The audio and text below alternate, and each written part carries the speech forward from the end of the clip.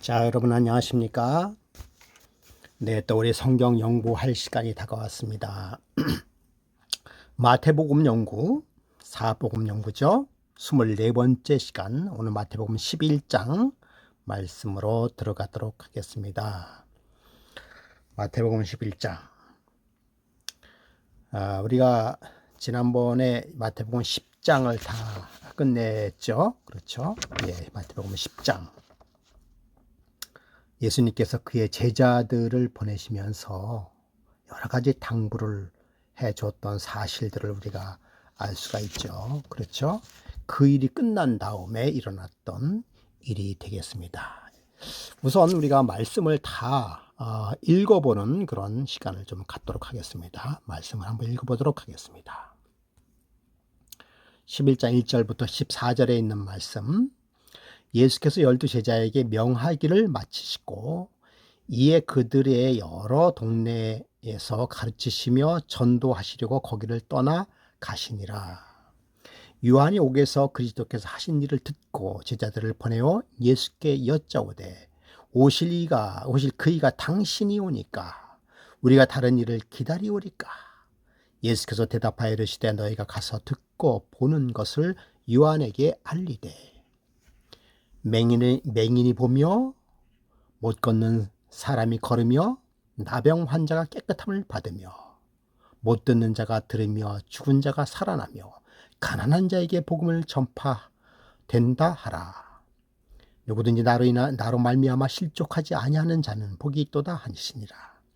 그들이 떠나매 예수께서 무리에게 요한에 대하여 말씀하시되 너희가 무엇을 보려고 광야에 나갔더냐? 바람에 흔들리는 갈대냐? 그러면 너희가 무엇을 보려고 나갔더냐? 부드러운 옷 입은 사람이냐? 부드러운 옷 입은 사람들은 왕궁에 있느니라. 그러면 너희가 어찌하여 나갔더냐?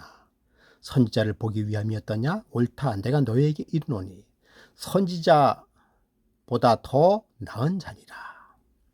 기록된 바 보라, 내가 내 사자를 내 앞에 보내노니 그가 내 길을 내 앞에 준비하리라 하신 것이 이 사람에 대한 말씀이니라. 내가 진실로 너에게 이르노니 여자가 낳은 자 중에 침례 요한보다 큰 이가 일어남이 없도다. 그러나 천국에서 지극히 작은 자라도 그보다 크니라. 침례 요한의 때부터 지금까지 천국은 침노를 당하나니 침노하는 자는 빼앗느니라. 모든 선지자와 율법이 예언한 것은 요한까지니. 13절까지 이렇게 말씀을 보았습니다. 14절이 아니라 13절까지네요. 13절까지 말씀을 보았습니다. 자, 우리 본문을 쭉 읽어봤는데요. 여러분, 본문을 잘 읽어보는 것은 매우 중요하다고 말씀을 드렸죠. 우선 여러분, 본문을 몇 번씩 읽어보는 것이 좋으리라고 생각이 듭니다. 자, 여러분, 참 저는 이 마태복음 11장 1절부터 13절에 있는 말씀을 읽으면서 참 매우 흥미로운 점들을 발견하게 되었습니다. 그리고 참 성경은 솔직하다는 것도 느꼈어요. 솔직하게 꾸밈없이 있는 그대로를 서술하고 있다는 사실을 알게 됐습니다. 모든 글은 사실은 사실, 팩트만을 이야기하고 있지는 않죠. 글쓴 이의 느낌과 개념에 따라서 다르게 표현하기도 하지요. 물론 성경이 그렇기 때문에 성경이 사복음이 되는 것이죠. 너무나도 중요한 예수 그리스도의 행적과 그리고 그분의 사역과 죽으심에 대한 이야기가 한 성경만, 한 분만 표현해서는 되지 아니라고 생각이 듭니다. 그래서 사복음서죠. 예. 네 분의 기사가 성경을 여러 가지 방향에 보면서 예수의 사역에 대해서 쓰게 되었다는 것이죠. 그럼에도 불구하고 이번에 마태복음 11장 1절부터 13절에 있는 내용은 매우 적나라하면서도 그리고 인간의 심리와 갈등을 잘 표현한 그러한 성경이라고 말씀을 드릴 수가 있는 것입니다. 자, 제가 제목을 오실 리가 당신이니까, 예, 오실 리가 당신이 오니까 라고 설명을 드렸습니다. 여러분, 이것은 누가 한 얘기죠? 예, 누가 한 얘기죠? 그렇습니다. 이것은 바로 사도가 아니라 침례 요한이죠. 침례 우리 요한의 말씀입니다. 당신은 누굴 뜻한 것입니까? 그렇죠. 예수 그리스도. 오실 일은 뭡니까? 메시아죠, 메시아. 예. 메시아가 예수 그리스도입니까? 라고 물은 이야기가 되는 것입니다. 여러분, 이 말 한마디에서 여러 가지 심리가 포함이 되어 있다는 사실을 우리는 알 수가 있는 것입니다. 자, 성경을 읽으면서 조금 더 자세하게 살펴보도록 하겠습니다. 1절, 예수께서 12 제자에게 명하기를 마치시고, 10장에 있는 내용이죠. 그들이 여러 동네에서 가르치시며 전도하시려고 거기를 떠나 가시니라. 이제 예수님께서는 제자들에게 사명을 명하고, 그리고는 동네에서 가르치고 전도하시려고 거기를 떠났다라고 말씀하고 있습니다. 이제 예수님께서는 본격적으로 무엇을 시작하는 것이죠? 그렇습니다. 예수 그리스도의 사역을 시작하게 되는 것이죠. 여러분, 우리는 여기서 또 한 사람의 인물을 다시 공부하게 되는 것이죠. 누굽니까? 바로 침례 요한이 된 것이죠. 여러분도 잘 아시다시피 요한은 예수 그리스도보다 약 6개월 앞서서 태어나고 말씀을 전했던 예수 그리스도의 오심의 길을 예비한 선지자가 되는 것입니다. 참 너무나도 짧은 그런 선지자의 삶이었죠. 아시다시피 그는 정말 이 한 일을 위하여 평생 자기 자신의 모든 것을 바친 그런 인물이 되겠습니다. 30여 년 동안 그는 먹고 마시는 것을 절제하였고요. 보는 것을 절제하였고요. 세상에 있는 그 좋은 것들을 바라보지 않으며 오직 그의 한 사업을 위하여 모든 것을 바친 그러한 선지자가 되겠습니다. 그러면서도 세상 돌아가는 것을 외면한 그런 운둔자가 아니라고 증언의 말씀은 이야기하고 있습니다.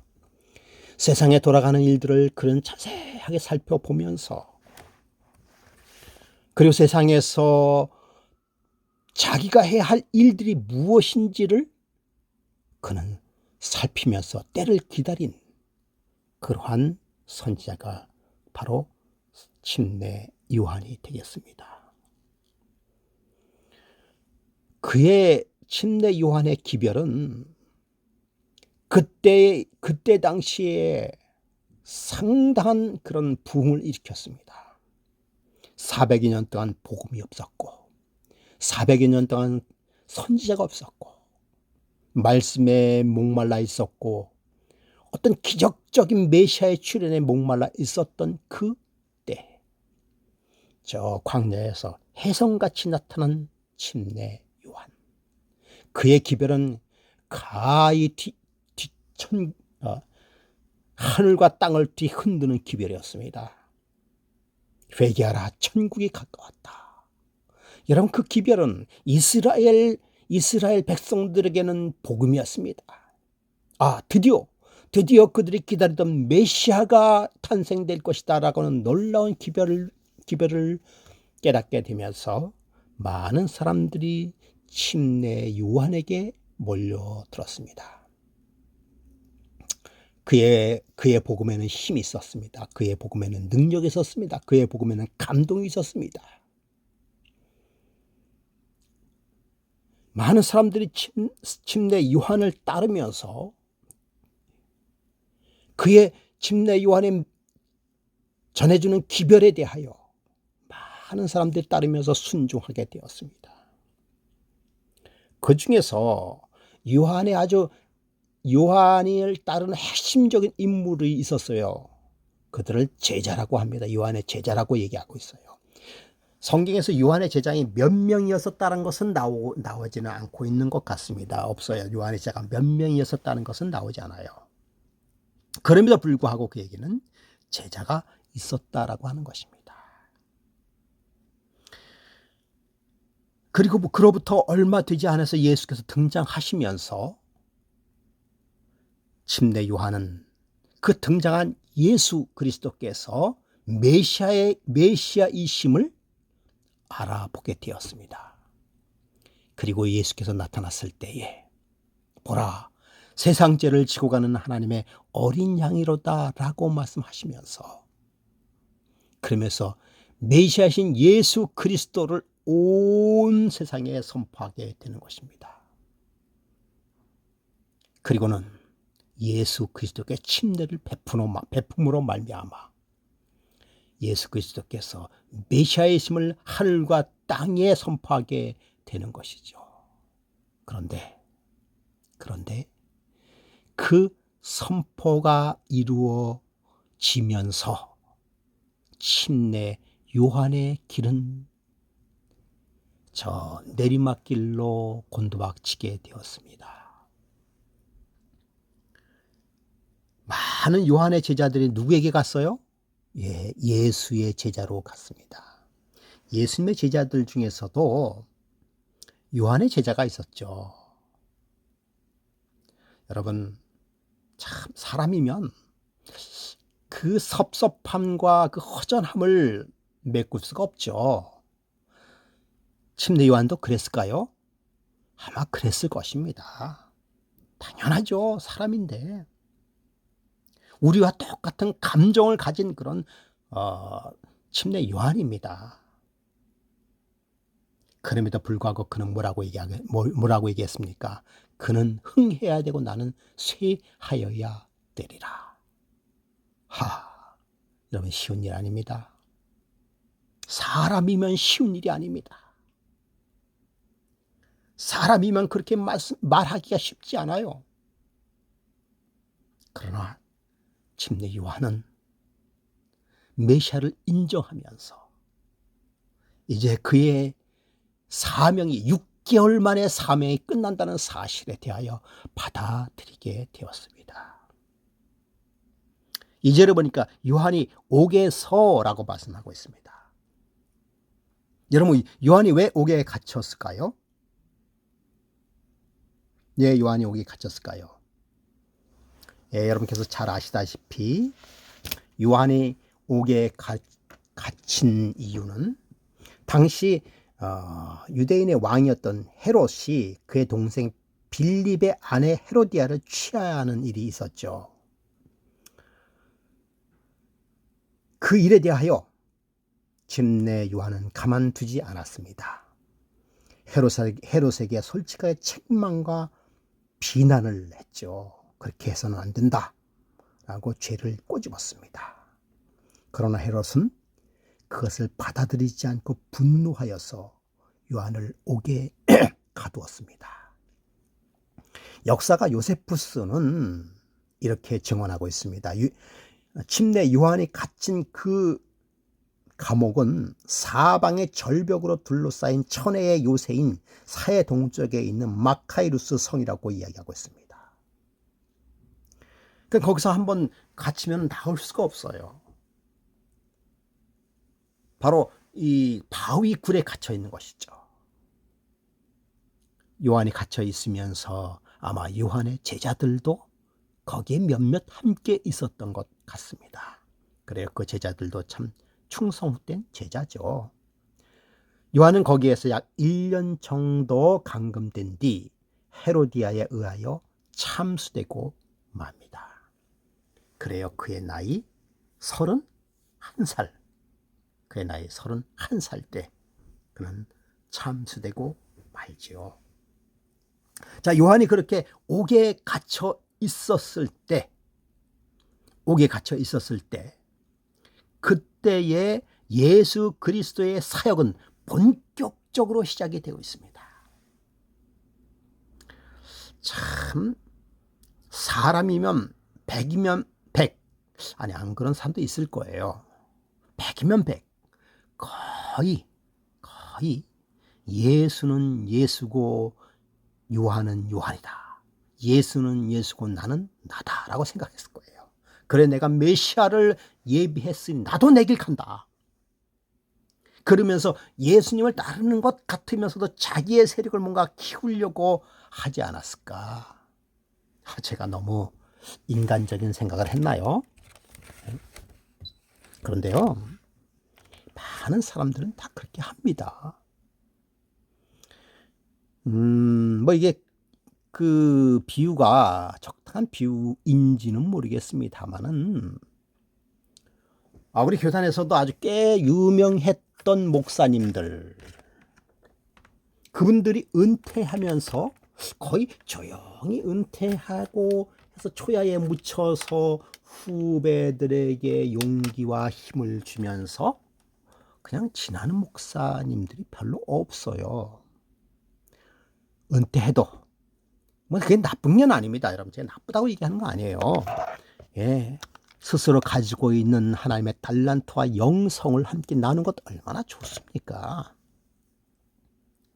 그래서 뭔가 자기의 그 영향력 혹은 자기가 가지고 있던 그동안에 있었던 그 영성, 그리고 그 영성을 좋아하는 따르는 사람들과 더불어 새로운 제 삶의, 그렇죠, 새 삶의 사역이라고 할까요? 뭐 그런 거 시작하는 분들도 있습니다. 뭐 그게 절대 나쁘다는 얘기 절대 아닙니다. 예, 그렇게 침례 요한도 뭐 할 수 있다? 하실 수 있지 않을까 생각이 듭니다. 그러나 요한은 그 자체를 버렸습니다. 그리고 이제는 자기 해야 할 일을 다 끝났다는 사실을 알면 이제는 그의 남은 삶을 뭐 하기 위하여?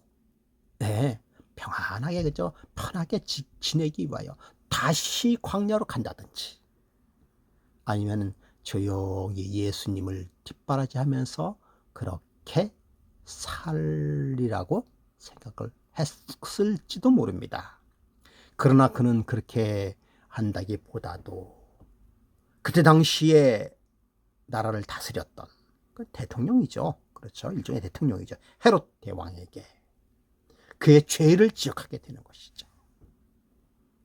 그것이 화근이 돼서 요한이 옥에 갇히게 되었습니다. 근데 요한이 옥에 갇히자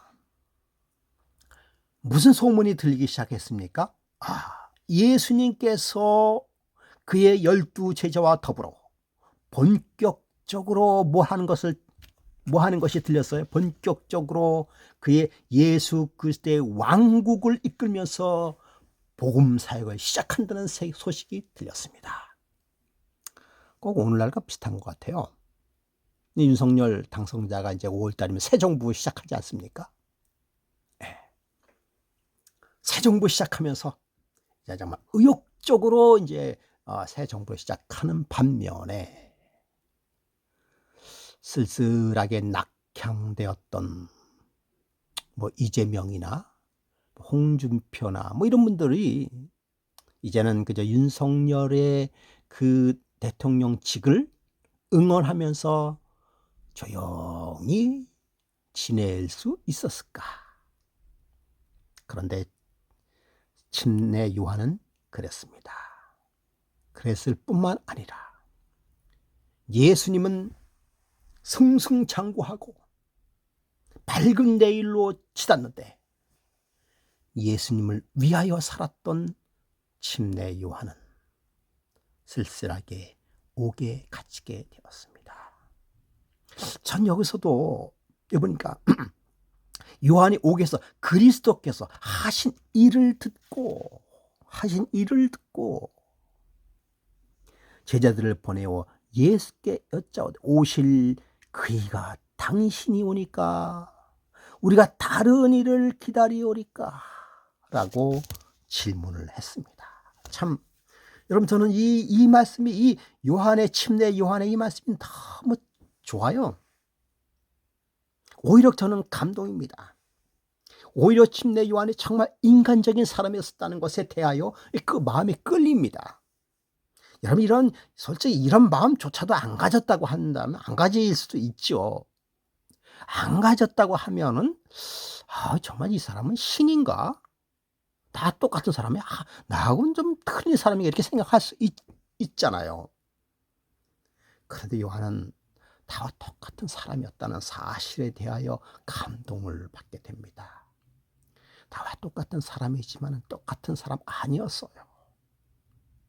여러분, 누구나 내가 이만큼 당신을 위해 수고했는데, 마치 여러분 이번에 윤석열 우리 당선자가 당선되기 위하여 수고한 사람이 누굽니까? 안철수 대표죠. 제가 정치 이야기를 하는 것 같아서 죄송합니다만, 그러나 이게 이해하기 위하여 좀 말씀을 드린다고 생각합니다. 안철수 대표님이 뭔가 그런 기여를 했기 때문에 오늘날 윤석열 당선자가 되었다라고 이야기한다고 한다면, 반드시 윤석열 당선자는 거기에 걸맞는 뭔가 대우를 해줘야 되는 것이죠.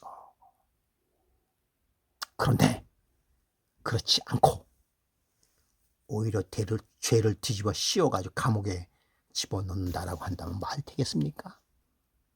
예수님께서 침례 요한을 감옥에 집어넣은 것은 아니지만 그럼에도 불구하고 무관심한 예수님에 대하여 마음이 뭐였습니까? 상했어요. 상했다기보다는 그저 인간적으로 섭섭한 마음을 가졌다라고 하는 것입니다. 야, 정말 저분이 내가 얘기한 메시아 맞는가? 맞는데 만약 그런 분이라고 한다면 나한테 이렇게까지 대하실 수 있을까? 이런 의문점을 갖게 되었다라고 하는 것입니다. 이거 혹시 아닌 건 아니야? 이러한 의심까지도 갖다라고 하는 것입니다. 그래서 사람이 외롭고 쓸쓸하면 또 이런 생각 들잖아요. 얼마나 인간적입니까? 네. 정말 그 침례 요한을 이 글을 보면서 침례 요한을 이렇게 만나는 듯한 그런 심정이 들어요. 4절, 예수께서 대답하여 이르되 너희는 가서 듣고 보는 것을 요한에게 알리되. 그 예수님께서는요 별말 안 하셨어요. 그래, 얼마나 수고가 많습니까? 네. 저 같으면 그렇게 했을 거예요. 얼마나 수고 많으십니까? 고맙다고. 내 사업을 위해서 이렇게 일해줬으니 고맙고. 그리고 또 뭐라고 얘기할까요? 지금 우리 선지자가 감옥에 갇혔는데 내가 어떻게 한번 힘을 써서 나오게 해볼 테니까. 뭔가 이런 쪽으로 위로를 줘야 되는 것 아니겠습니까? 이게 인간적인 거 아니겠어요? 그런데 예수님께서는 거기에 대하여 답하지 아니하시고 이렇게 말씀하고 있어요. 가서 보라. 예. 너희는 가서 듣고 보는 것을 요한에게 알리라. 보니까요, 맹인이 보고 못 걸었던 사람이 걸으며 나병 환자가 깨끗함을 입으며 못 듣는 자가 들으며 못 걷는 자가 걷고 못 듣는 자가 들으며 죽은 자가 살아나며 가난한 자에게 복음이 전파된다 하라.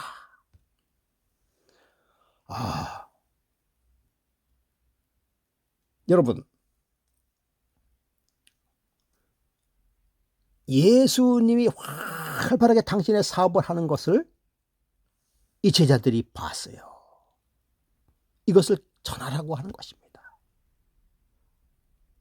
여러분, 침례 요한이 마음속에 진정으로 원했던 것이 뭘까요?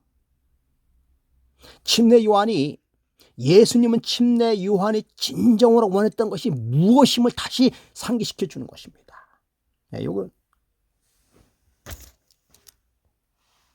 이거는 침례 요한이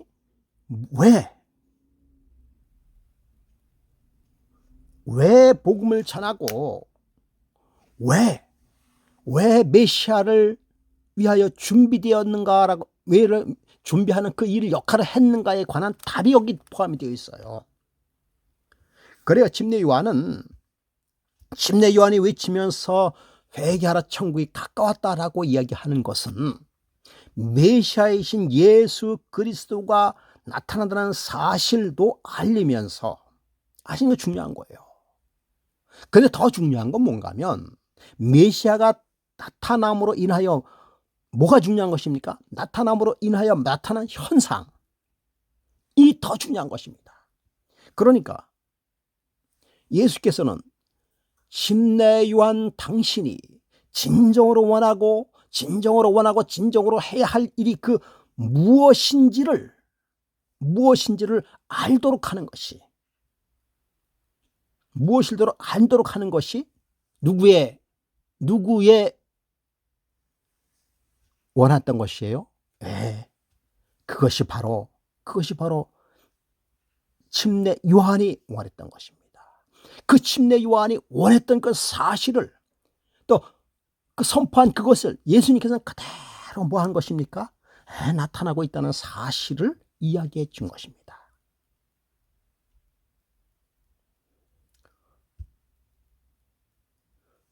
그래요.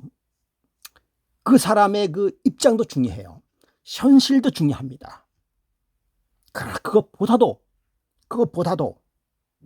진정으로 이루어져야 할 것이, 메시아를 통해서 이루어질 것이 무엇을 눈으로 보고 하는 것이 더 큰 것이다 라고 하는 것을 얘기하고 있어요. 여러분, 맹인이 보고 사람이 걷고 죄인이 깨끗함을 입으며 소경이 보게 되고 죽은 자가 살아나고 가난한 자에게 복음을 전파하는 일, 이것이 침례 요한이 행하기를 원했던 그 나라였던 것입니다. 그것을 그대로 보내주셨어요. 그래, 위로의 말 한마디보다도 이것이 더 크다는 것을 예수님께서 너무나도 잘 알게 되었습니다. 6절, 누구든지 나로 말미암아 실족하지 아니하는 자가 복이 있도다 하시니라. 여러분, 이 내용에 참 큰 뜻이 들어가 있습니다.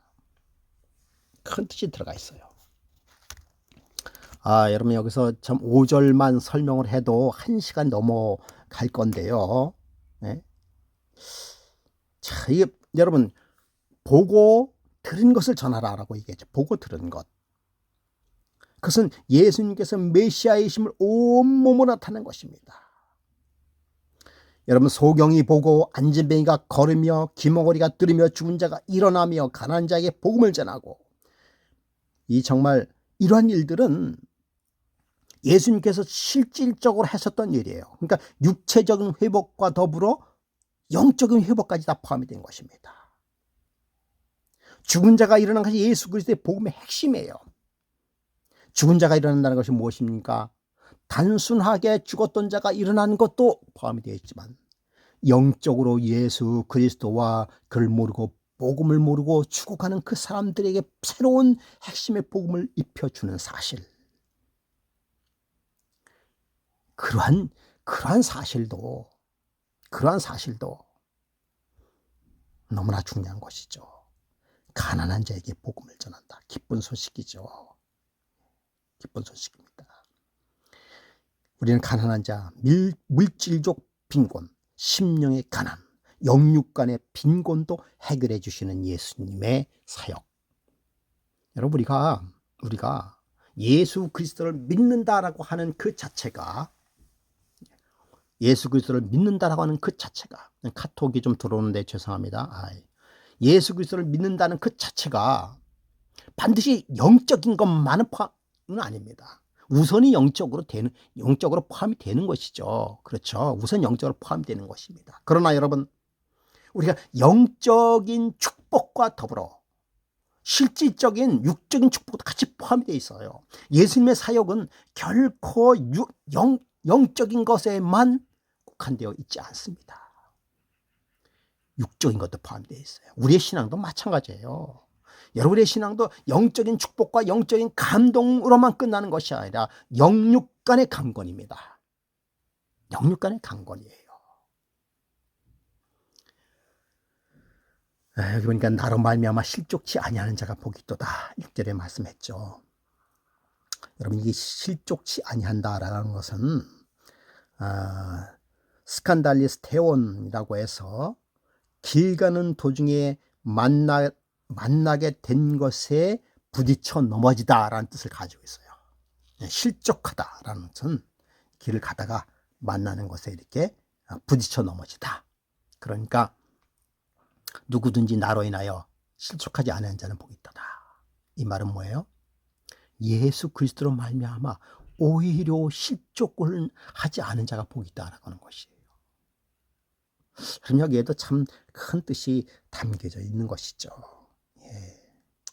여러분, 첫째, 이 말에는 유대인들은 메시아를 기다렸죠. 그들은 가시적 만족, 즉 그들은 해방을 기다렸습니다. 그러나 예수님께서는 그러한 것에는 관심이 없었어요. 관심이 없었습니다. 여러분, 예수 그리스도를 십자가에 못 박게 했었던, 못 박고자 했었던 그 원인 중에 한 가지가 바로 누굽니까? 원인이 뭔가 하면 예수 그리스도로 말미암아 실족했기 때문에 그래요. 그러니까 메시아에 대한 기대심이 그들을 만족시키지 못했습니다. 아니요, 그들이 메시아에 대한 포커스가 잘못되었어요. 예수님께서는 그것을 벌써 말씀을 드리는 것입니다. 너희가 나로 말미암아 실족하지 아니한 자가 복이도다. 이것을 누구에게도 말하는 것입니까? 그렇습니다. 침례 요한에게도 말하고 있는 것입니다. 그러니까 여러분, 예수 그리스도를 올바로 이해하는 것이 필요하죠. 메시아를 올바로 이해하는 것이 필요한 것입니다. 이 점에 대하여 계속해서 7절에도 이야기하고 있습니다.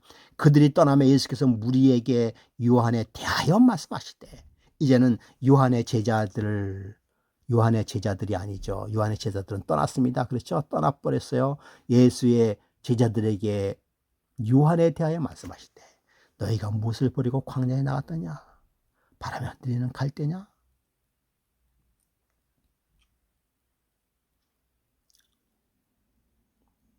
그러면 너희가 무엇을 버리고 나갔더냐? 부드러운 옷 입는 사람이냐? 부드러운 옷을 입는 사람들은 왕궁에 있느니라.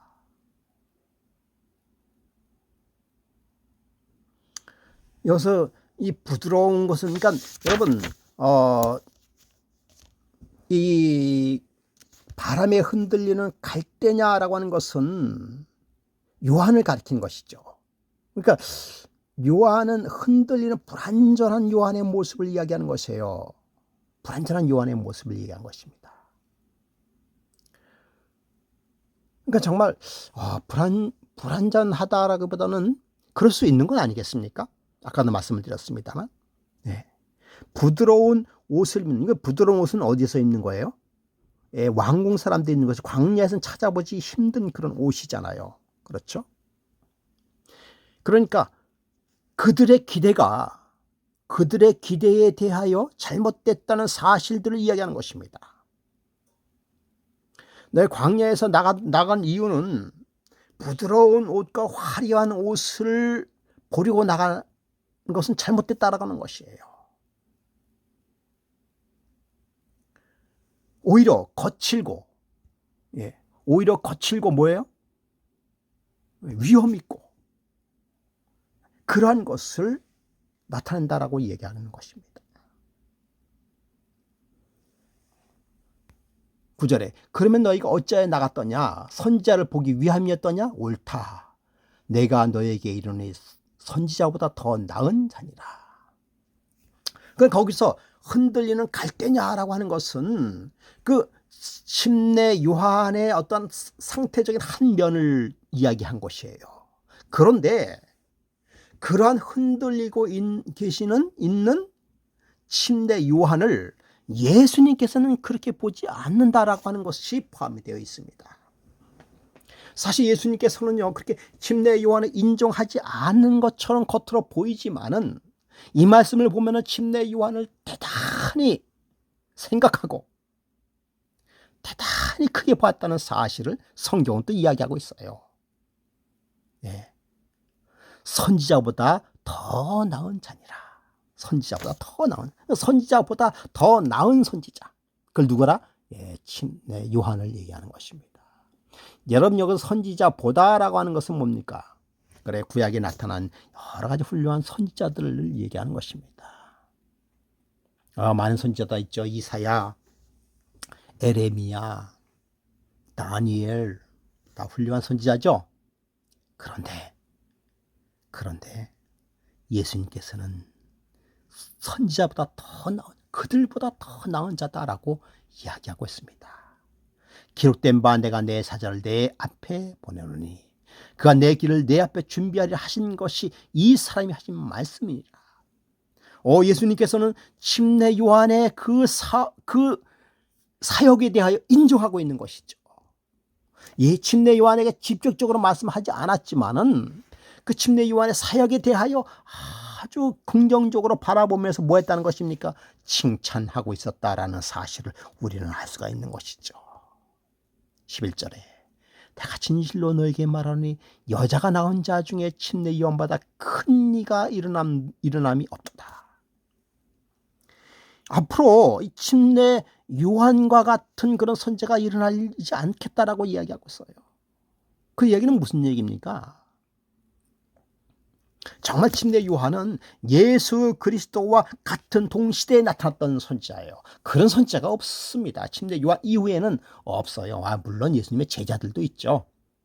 제자들도 있습니다. 그러나 정말 침례 요한같이 자기 자신을 온전히 희생한 그러한 선지자는 앞으로 없을 거다라고 얘기하고 있습니다. 여자가 낳은 자 중에서 침례 요한보다 더 큰 이가 일어남이 없도다라고 이야기하고 있습니다. 여자가 낳은 자들은 뭡니까? 전 인류의 복음을 받고 사명을 이행하는 하나님의 자녀들을 얘기하고 있는 것이죠.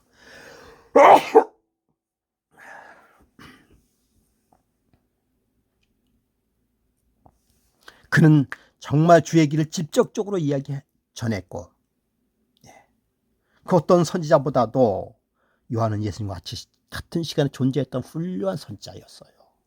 그리고는 그의 자신의 모습을 감추고 그는 쓸쓸하게 그의 사명을 끝내는 그러한 위대한 지도자가 되었습니다. 그런 의미로서 침례 요한은 정말 대단히 큰 자였습니다. 그런데 또 흥미로운 말씀이 있죠. 흥미로운 말씀이 있어요. 여기 보니까 그러나 천국에서는 지극히 작은 자라도 그보다 크니라.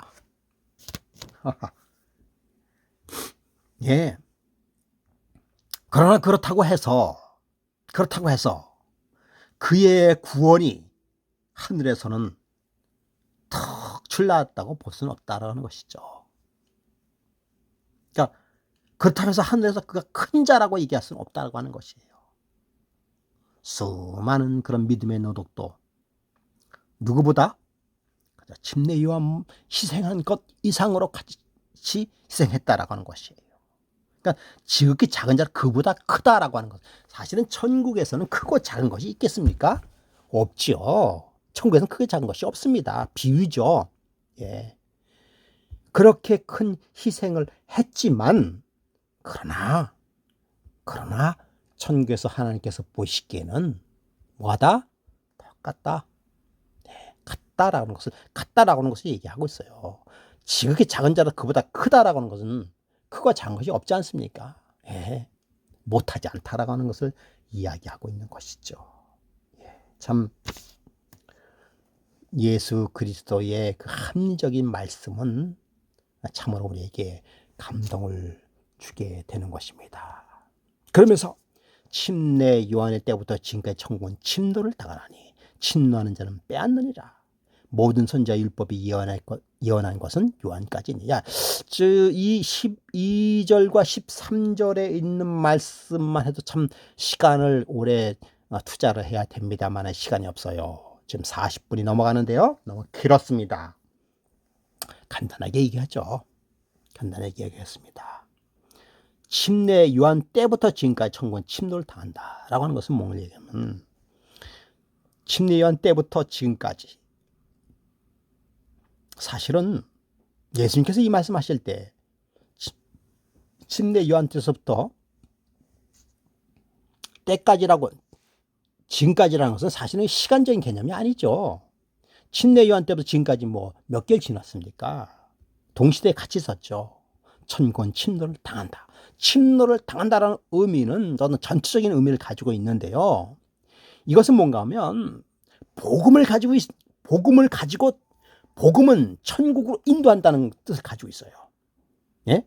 복음은 천국을 그러니까 복음이 예수 그리스도로 말미암아 구원의 복음은 천국으로 가는 인도하는 길이다라는 것을 얘기하고 있어요. 그것이 천국이라는 것입니다.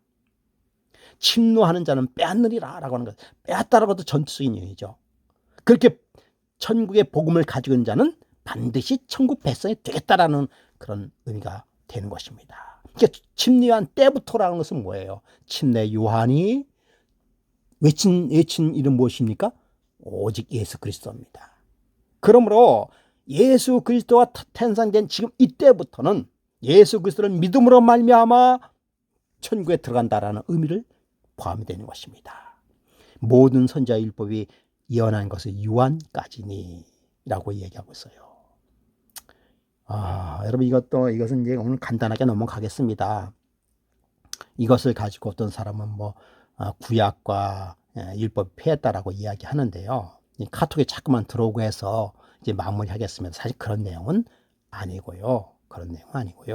침례 요한이 선포함으로 말미암아 메시아가 등장함으로 말미암아 모든 선지자의 글과 율법이 그리고 예언한 것이 이루어졌다라고 해석하는 것이 옳은 것이다 라고 말씀을 드리고 있습니다. 여러분, 오늘 침례 요한의 심정을 이야기하면서 침례 요한의 그 흔들리는 인간성, 그 인간성을 잘 알고 계셨던 예수님의 위로함. 여러분, 우리 인간이 그럴 수 있어요. 그럴 수 있습니다. 어떠한 상황에서도 우리가 흔들릴 수 있습니다. 그러나 그 모든 것을 알고 인정하시는 우리의 예수 그리스도께서 있다는 사실을 우리는 알고 있는 것입니다. 그래요. 침례 요한도 대단히 큰 일을 한 사람입니다. 그러나 여러분, 침례 요한이 될 수 있었던 사실은 예수 그리스도께 있지 않습니까? 우리의 삶이 때로는 이해되지 않고 우리의 삶이 때로는 우리가 원망스러운 그런 삶이 될 수도 있어요. 그러나 여러분, 우리를 살아계시는 예수님께서는 그 모든 것들을 결코 모르고 계시지 않습니다. 결코 외면하고 계시지 않는다는 사실을 여러분 침례 요한의 상황을 보면서 기억하시기 바랍니다. 그리고 예수님께서는 이 땅에 계시면서 영육간의 강건함을 말씀하고 있었습니다. 결코 예수님께서는 육적인 면만 치우치지 아니하시고요, 영적인 면만 치우치지 않으셨습니다. 영육간의 강건함을 주셨습니다. 오실 이가 당신이니까. 여러분, 예수 앞에 솔직하게 나가는 것 필요합니다. 흔들릴 수 있잖아요. 우리 믿음이. 다 아십니다. 예수님께서 다 알고 계세요. 그러므로 여러분, 우리의 상황에 어떠한 어려움이 있다 하더라도 끝까지 예수 그리스도를 믿는 믿음의 손을 놓지 마시기 바랍니다. 외면하지 않는 예수님, 끝까지 우리를 사랑하시는 그 예수님을 바라보는 저와 여러분이 되기를 간절히 바라면서 말씀을 마치겠습니다.